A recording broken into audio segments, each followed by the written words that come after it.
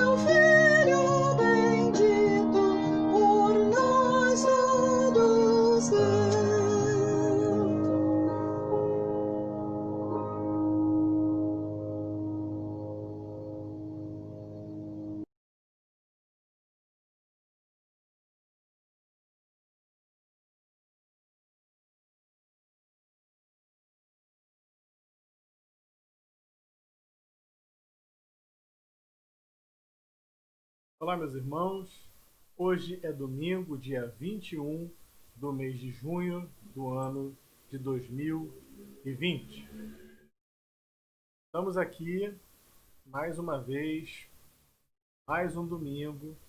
Eu quero crer que está se aproximando o dia em que nos encontraremos, mas não temam.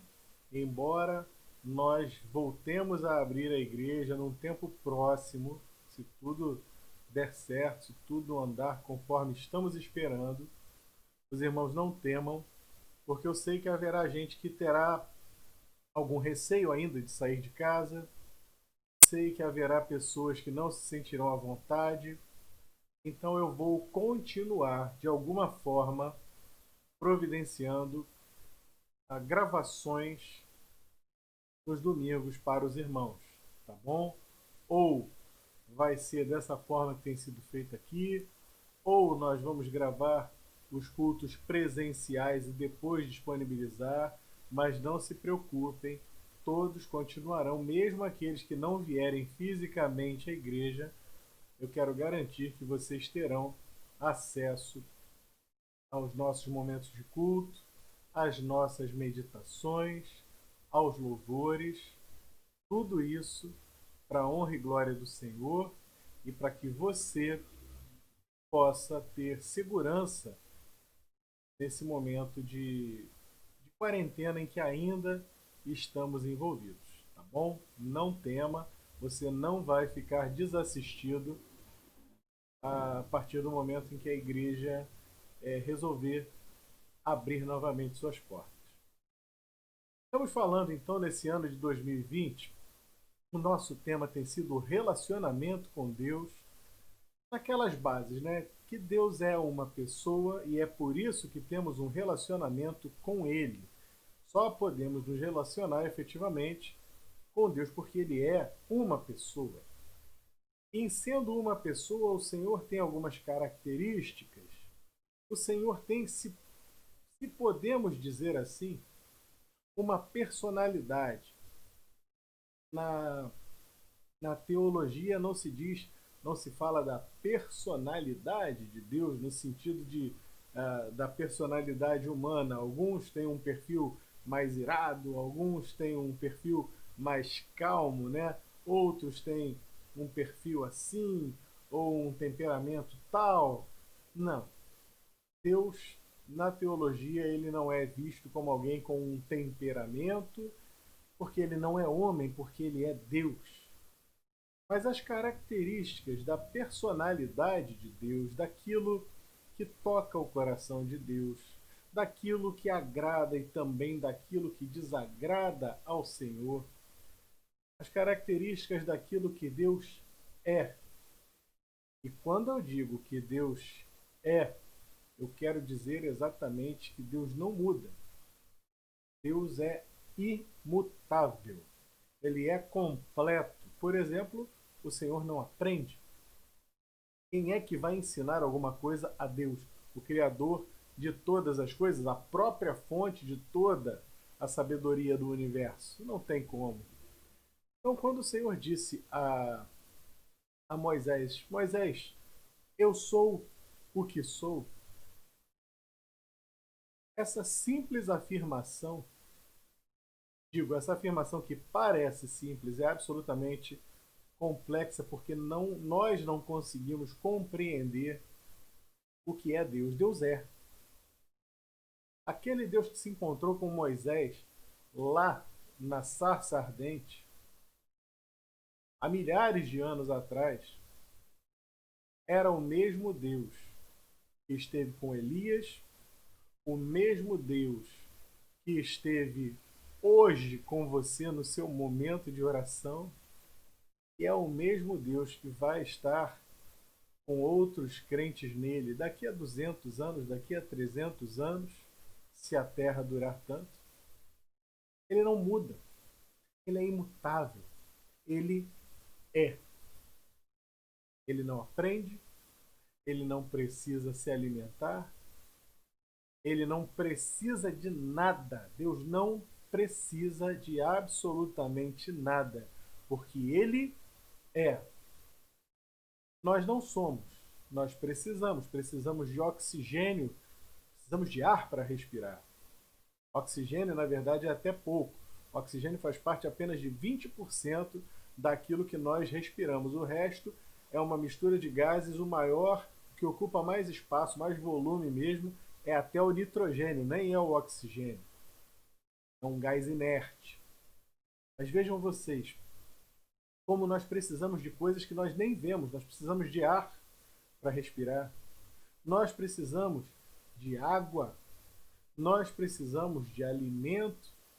Nós precisamos de segurança, de sentir que estamos seguros.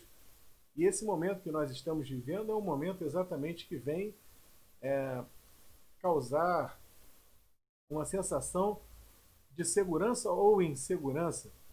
Por exemplo, você pode observar, não sei na sua história, mas lá em casa eu estive comentando com a Letícia, nesses 3 meses de isolamento, muito álcool em gel, muita mão lavada, muita máscara no rosto. Eu posso te afirmar que nem um resfriado a gente pegou lá em casa. Eu não sei o que é tossir, aquela tosse de catarro, não sei. Sinal de que essas coisas realmente que estamos fazendo são úteis e fazem parte e realmente evitam a propagação desse vírus maligno, de bactérias e de outras coisas. De fato, a minha saúde pelo menos melhorou muito, porque eu volta e meia estou resfriado, volta e meia estou gripado e começa logo pela garganta. Mas vamos voltar então a falar aqui daquilo que Deus é. O Senhor não tem problema, Ele não pega doença. O Senhor, Ele é imutável. E é por isso que nós precisamos ter muita atenção. É preciso sabermos com quem estamos lidando. Com que tipo de pessoa estamos lidando quando dizemos que temos um relacionamento com Deus? Você já analisou de verdade o caráter de Deus? As características que o Senhor tem?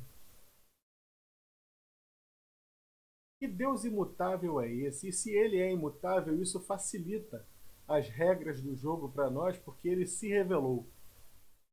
A sua palavra revela o caráter dele. A sua mente, o que lhe agrada, o que lhe desagrada está revelado. Qual é o nosso trabalho então? O nosso trabalho é buscar conhecer ao Senhor e fazer aquilo que lhe agrada. Andarmos com o Senhor e buscarmos a face do Senhor, para que então verdadeiramente possamos experimentar qual seja a boa, perfeita e agradável vontade de Deus. Aliás, esse versículo começa como: rogo-vos, pois, irmãos, que mudeis a vossa mente. Não é isso? Que não vos conformeis com esse mundo, mas renovai o vosso entendimento. A gente precisa renovar o nosso entendimento, a nossa mente. Por que eu vou renovar a minha mente? Porque eu vou mudar a minha maneira de pensar. Porque a maneira de pensar de Deus não vai mudar. Porque Ele é perfeito. Porque Ele sabe todas as coisas. Porque Ele conhece o bem e o mal. E nele não há trevas nenhuma. Em nós há. Nós, portanto, precisamos aprender a fazer o bem.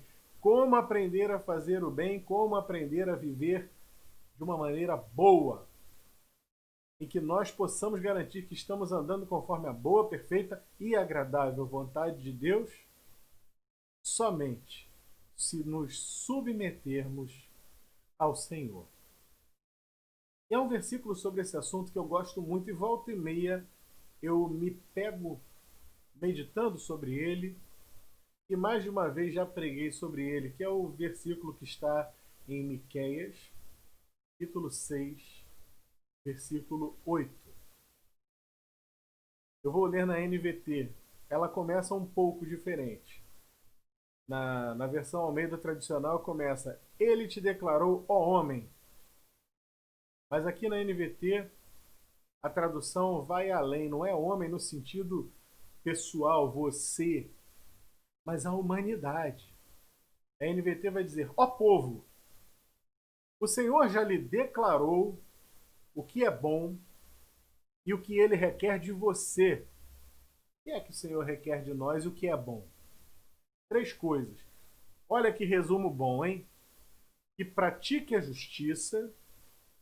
Praticar a justiça é coisa muito boa.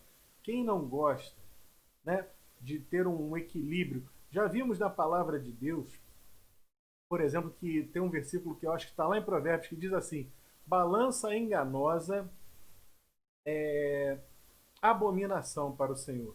Aquela balança de feira, que você tem um pratinho, tem um outro pratinho, aí você coloca o seu produto aqui nesse pratinho, ele desce, e aqui esse sobe. E aí o feirante vai colocando pesos ali e vai equilibrando a balança. Então, quando você observa que está equilibrado, você tem o peso. Digamos, 1 quilo aqui e aqui tem 1 quilo também. Ok, tem 1 quilo, tem 900 gramas. E você vai pagar por aquilo que você está efetivamente comprando. Há maneiras, há métodos de enganar, de iludir, de ludibriar uma balança, certamente desde que o mundo é mundo, porque está lá na Bíblia, né? A balança enganosa já existia. O homem já era corrupto. Aliás, eu estava meditando sobre isso hoje de manhã. Um texto que fala quando o Senhor Jesus, que diz que o Senhor Jesus não precisava que ninguém lhe dissesse o que havia no homem, porque ele bem conhecia o que havia no homem. O Senhor Jesus conhece o que há em nós. E na minha meditação eu pensava, uma coisa que está realmente fora de moda nos nossos tempos atuais é falar uma verdade essencial sobre o ser humano. Não há um de nós que tenha nascido sem pecado, senão o Senhor Jesus. Não há um de nós que possa dizer: eu não sou corrupto, porque todos nós nascemos corruptos. Um homem que nasce sem corrupção já nasce morto, porque não existe. Nós somos corrompidos pelo pecado, lamentavelmente. E é por isso, irmãos, que nós precisamos buscar ao Senhor desesperadamente. Desesperadamente. O relacionamento com Deus é possível porque o Senhor é bom. Porque apesar dos nossos pecados, Ele estendeu a mão. Ele decidiu arregaçar as mangas e sujar as mãos conosco para nos redimir da lama do pecado. Então, com ele aprendemos que é bom que nós pratiquemos a justiça, equilibrar a balança, não dar mais ou menos do que é justo, mas fazer o que é justo. O que mais? Que ames a misericórdia, ajudar a quem precisa, perdoar quem deve ser perdoado, ou mesmo, principalmente, aliás, aquele que não merece ser perdoado. Mas eu hoje quero focar com o irmão e a irmã no terceiro ponto. E ande humildemente com seu Deus. A palavra de Deus nos diz tantas coisas sobre a humildade. Sendo que uma das que primeiro entrou e penetrou no meu coração, desde a juventude, foi: a humildade precede a honra. Muita gente por aí hoje pregando que Deus vai te honrar, porque Deus vai honrar. Mas ninguém se lembra que a humildade precede a honra. E que aqui mesmo o Senhor nos diz que Ele mesmo já nos declarou o que é bom. E o que Ele requer de nós, que andemos humildemente com o nosso Deus. Andar humildemente com Deus importa saber quem somos e quem Ele é. Quem é Deus? Quem sou eu e quem é você? Simplificando muito a história, Ele é Senhor. Aliás, é assim que Ele se apresenta. El Elohim, o Senhor. E nós, se Ele é Senhor, nós somos servos. certo? E a palavra que o Novo Testamento usa para servo no grego, ela é traduzida como servo, mas o seu significado de fato é escravo. Nós somos escravos do Senhor.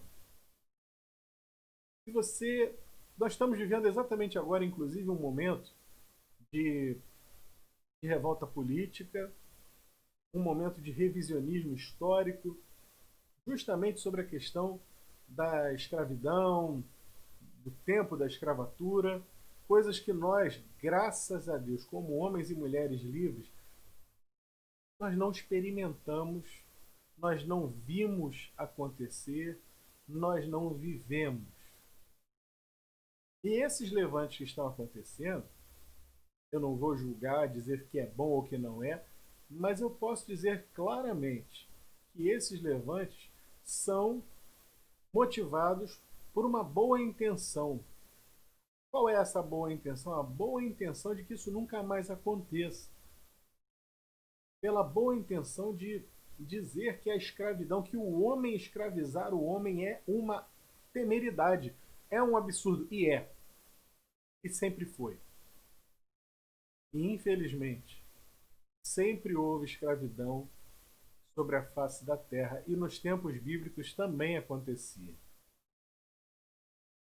Mas, tirando esse foco da questão do homem sobre o homem, vamos... O Senhor Jesus, ele fala lá em Lucas 17, ele vai falar acerca de uma realidade que era comum, que era corriqueira naqueles tempos, que era a realidade da escravidão, da servidão. E ensinando sobre a fé, em Lucas capítulo 17, verso 7 em diante, o Senhor Jesus vai dizer o seguinte: quando um servo chega do campo depois de arar ou cuidar das ovelhas, imagina, será que arar a terra ou cuidar de ovelhas no campo, sob o sol ou debaixo de chuva, será que é uma tarefa extenuante, cansativa? Claro que é. O servo estava lá no sol, no frio, no calor, na chuva, ralando, trabalhando, servindo ao seu Senhor. Não é verdade? E ele entra, quando ele chega a adentrar a casa do seu Senhor, com certeza ele está extenuado, está cansado, está com fome, com sono. Não sabemos, mas imaginamos que assim seja. Quando o servo chega do campo depois de arar ou cuidar das ovelhas, o Senhor lhe diz: venha logo para a mesa comer conosco? Não. Ele diz: prepare minha refeição, apronte-se e sirva-me enquanto como e bebo. Você pode comer depois. E acaso o Senhor agradece ao servo por fazer o que lhe foi ordenado? A resposta implícita é não, não agradece. Da mesma forma, quando vocês obedecem, devem dizer: somos servos inúteis, apenas cumprimos o nosso dever. E aí? Nesses nossos tempos pós-modernos, de muita liberdade, de direitos, eu tenho direito disso, eu tenho direito daquilo porque é o meu direito, porque eu sou um consumidor, eu sou um eleitor, eu sou qualquer coisa, eu sou proprietário. Como é que a nossa mente se encaixa nesse tipo de coisa? O Senhor Jesus está nitidamente falando que nós somos servos inúteis e que não fazemos mais do que o nosso dever. É sobre exatamente esse texto que eu quero meditar hoje, porque, meus irmãos, nós estamos vivendo um tempo teologicamente falando, as pessoas estão achando que o Senhor é que é o servo e nós somos os senhores. E as pessoas estão achando que podem forçar a mão de Deus. Senhor, porque eu fiz, porque eu orei, porque eu busquei, porque eu servi ao Senhor, então o Senhor vai me honrar. Quem te falou? Quem te falou? O Senhor vai te honrar sim. Ele vai dar a bênção sim, se Ele quiser, da forma que Ele quiser. Servo inútil. Você e eu somos servos inúteis. Nós não podemos cobrar de Deus pelos serviços prestados. Até porque, querido, quem prestou serviço grandão, serviço maravilhoso para nós, quem foi? O próprio Filho de Deus, que tomando a forma de servo, se humilhou e veio a este mundo. Não teve por usurpação ser igual a Deus. Está lembrado disso? Está lembrado de que nós servimos a um Senhor que, sendo Senhor, Ele lavou os pés dos discípulos? Você está lembrado que Ele veio sob a forma de servo humilde, de Cordeiro de Deus, que tira o pecado do mundo? E Ele mesmo disse, olha, o Filho do Homem não veio para ser servido, mas para servir. O Senhor nos dá exemplo de humildade. Gente, se o Senhor foi humilde a esse ponto, quem somos nós? Ele te declarou o que é bom, que andes humildemente com o teu Deus. Nosso melhor serviço. Ah, mas eu sou pastor. Servo inútil. Estou falando com esse pastor aqui primeiramente. Os outros todos também. Quem quiser se achar, pode se achar à vontade. Mas eu permaneço achando e tendo a plena certeza de que eu sou um servo inútil. Nosso melhor serviço não nos dá direito sobre Deus. Muito pelo contrário. Ele é que é o Senhor. Ele tem direito sobre nós. Não existe isso, irmãos. Frases do que a gente ouve, gente até fazendo orações por aí, dizendo, Senhor, eu não aceito. Como assim? Ou você não aceita, ou ele não é Senhor. Entendeu? Senhor, eu não aceito, não dá. Você dizer para o teu coleguinha que você não aceita, ótimo. Para a tua esposa, para o teu marido, pode ser. Para o teu filho, com certeza, filho, eu não aceito. Agora, para Deus, como assim eu não aceito? Como assim? Que falta de humildade é essa? Que andes humildemente com o teu Deus. Não podemos jamais pretender que Deus fique em dívida conosco. Não, porque eu fundei tantas congregações, porque eu formei tantos alunos, eu batizei tantas pessoas. E daí? Daí? Batizou em nome de quem? No teu nome? Foi? Você escreveu tantos livros para quê? Para a glória do teu nome, então não deveria ter escrito? Porque os livros deveriam ser escritos para a glória de Deus, se escritos para tal. Se você acha que você é um grande, por exemplo, escritor, não, eu escrevi tantos livros sobre a obra de Deus e tal, saiba que lá no finalzinho do Evangelho de João, o próprio João vai dizer, olha, João andou com ele, João andou com o Senhor. Era um dos três mais próximos.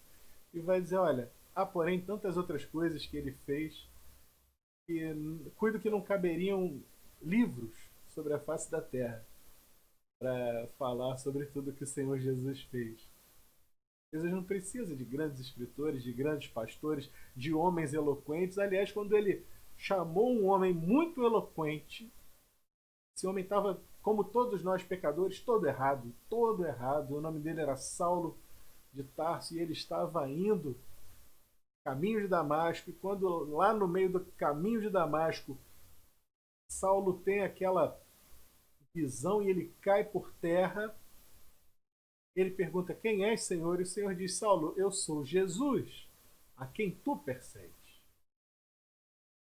E Saulo começa a entender qualquer coisa ali naquele momento, e a partir dali ele vai ter uma experiência com Cristo. Pela mão de outros ele vai ser guiado até a cidade. E lá o Espírito Santo já havia trabalhado no coração de alguém que o receberia e que ensinaria, que o instruiria na fé. Se não fosse Jesus, quem seria Paulo ou Saulo de Tarso? Outra oportunidade, quando ele escreve uma carta, ele vai dizer: olha, irmãos, vejam bem, aquele homem era Saulo era um homem estudadíssimo, inteligentíssimo, estudou aos pés de Gamaliel, um dos maiores rabinos da sua época, né? E certa vez ele se encontra com o governador romano Festo e com o rei Agripa, e tal é a eloquência do discurso de Saulo ou Paulo, que os próprios romanos dizem: homem, Paulo, as muitas letras te fazem enlouquecer. Mas Paulo, quando escreve a uma das suas igrejas tão amadas, a quem ele escreveu tantas cartas, ele vai dizer: olha, irmãos, eu decidi, quando estou entre vós, eu decidi não saber de nada. Eu decidi me desfazer de tudo que eu sei. Não sei de nada, senão uma coisa: Cristo, e este crucificado. Humildade a toda prova. Porque o que salvou Saulo foi a inteligência? Não. O que salvou Saulo foi o seu muito estudo? Não, pelo contrário, o estudo estava fazendo com que ele perseguisse a Cristo. Quem salvou Paulo de Tarso? Cristo, e este crucificado. Portanto, Saulo ou Paulo se desveste de tudo aquilo. Ele tira de sobre si tudo aquilo. Para outros poderia ser honra. Ele faz questão de humildemente se apresentar como um servo de Cristo. E Cristo crucificado. Irmãos, nós temos que andar exatamente no mesmo caminho. Aqui eu tenho um texto de Rineker. Ele vai dizer sobre esta parábola aqui que eu estava falando do Senhor Jesus, né, do servo inútil. E Rineker vai dizer o seguinte: a ideia básica desta parábola é que todo recurso, toda confiança e todo o apoio na realização própria são condenados. É lógico, o que na nossa salvação foi feito por nossa realização? Nada. Nós simplesmente dissemos sim a Cristo. Cristo fez tudo. Nós simplesmente dizemos: Senhor, reconheço que o Senhor fez tudo.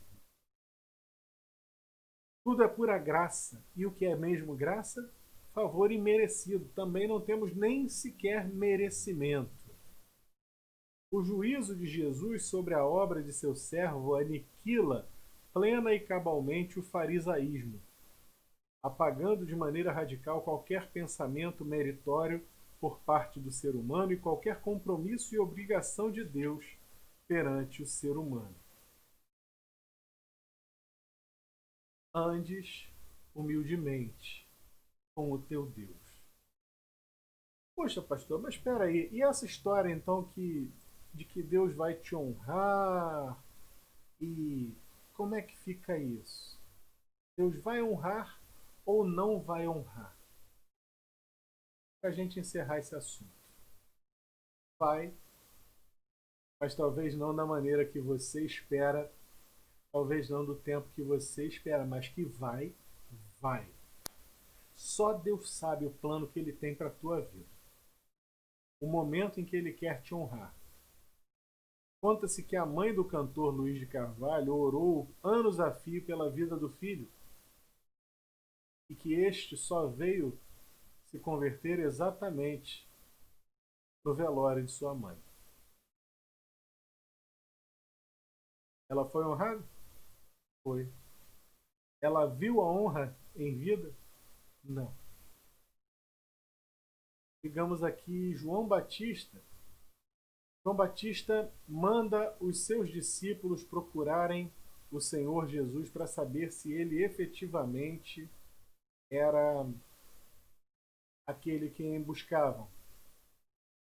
Está contado lá em Mateus 11. E aí ele fala, o Senhor Jesus fala com os discípulos de João Batista: olha, vocês podem ver que os cegos veem, os coxos andam, os leprosos são limpos, os surdos ouvem, os mortos são ressuscitados e aos pobres é anunciado o evangelho da graça. Digam isso a João. E eles vão embora. Os discípulos de João foram ali para ouvir a resposta de Cristo e dar a João, que estava na cadeia, que iria morrer na cadeia. E depois que os discípulos de João vão-se embora, o Senhor Jesus começa a falar de João. Uma informação que não vai chegar aos ouvidos de João na cadeia, porque seus discípulos já se haviam saído dali. Ele vai dizer: olha, gente, entre os nascidos de mulher não há, nunca apareceu ninguém maior que João Batista. Ele faz um tremendo elogio. Ele honra João Batista ali mesmo. Mas João nunca veio a saber. O Senhor não o estava honrando, então? Entendeu? Só Deus sabe o que ele tem pra gente. Um texto que eu também gosto sempre de citar está lá em Apocalipse, no capítulo 6. Deixa eu ver se eu acho aqui rapidinho. Apocalipse, capítulo 6. Lá pelo versículo 11, alguma coisa assim. Versículo 9. Leia depois com calma, a partir do versículo 9. Ali você vai encontrar os santos que foram mortos, os mártires do Evangelho, que foram mortos por causa do testemunho de Jesus. Lá no céu, debaixo do altar, eles clamam ao Senhor: até quando, soberano, poderoso Senhor, o Senhor não vai julgar o nosso sangue dos que estão sobre a terra? E o Senhor deu a eles compridas vestes brancas e disse: pode esperar mais um pouquinho, porque ainda vai se completar o número de servos como vocês, que virão também a morrer pelo meu nome. Ainda não haviam sido honrados como seriam pelo Senhor. Mas a honra está prometida e está aqui escrita para quem quiser ler. Hebreus, capítulo 11, é um capítulo sobre gente que viveu humildemente diante do Senhor com uma fé maravilhosa. Sofreu pelo Senhor. E alguns, contados ali, o próprio texto diz que morreram sem ver a glória que eles tanto esperavam. Para esse domingo, o reforço que o Senhor quer para minha fé e para a tua é: confia no Senhor. Ou como eu sempre digo, entrega o teu caminho ao Senhor. Confia nele. E tudo fará. Ele fará no momento certo, mas ele fará. Pode ser que você não veja, mas pode ser que os seus filhos vejam, pode ser que seus netos vejam, pode ser que os teus vizinhos vejam. Calma. Nós vamos receber a bênção do Senhor. Qual é o nosso dever? O nosso dever é saber que nós somos servos e servir ao Senhor. Servir ao Senhor em toda e qualquer circunstância, em toda e qualquer situação, servindo com humildade. Se nos vestirmos de humildade, serviremos ao Senhor da maneira que Ele quer ser servido. E não ficaremos decepcionados com os resultados. Até porque os resultados não são para nós. Os resultados do nosso trabalho são e devem ser sempre do Senhor. A Ele toda a honra, toda a glória, todo o louvor. Deus te abençoe. Tenha uma semana de fé no Senhor. Tenha uma semana de pensar na humildade, de exercitar a humildade, porque isso é bom e agradável ao nosso Deus. Que Deus te abençoe.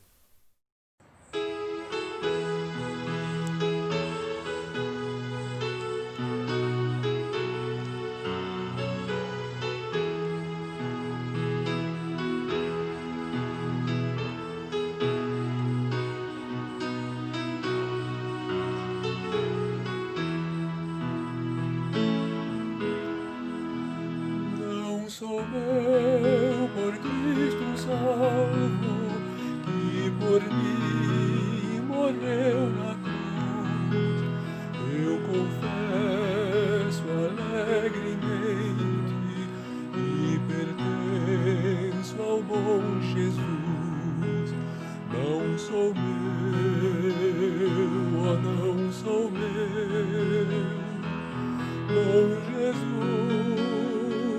Sou todo teu, hoje mesmo e para sempre. Bom Jesus, sou todo teu. Não sou meu, por Cristo salvo, pois seu sangue derramou. E da pena do pecado a minha alma resgatou. Não sou meu, oh, não sou meu, bom Jesus, sou todo teu, hoje mesmo e para sempre. Bom Jesus, sou todo teu. Não sou meu, a ti confio tudo quanto chamo meu. Tudo em tuas mãos entrego, pois Senhor, sou todo teu. Não sou meu, oh, não sou meu, bom Jesus, sou todo teu, hoje mesmo e para sempre.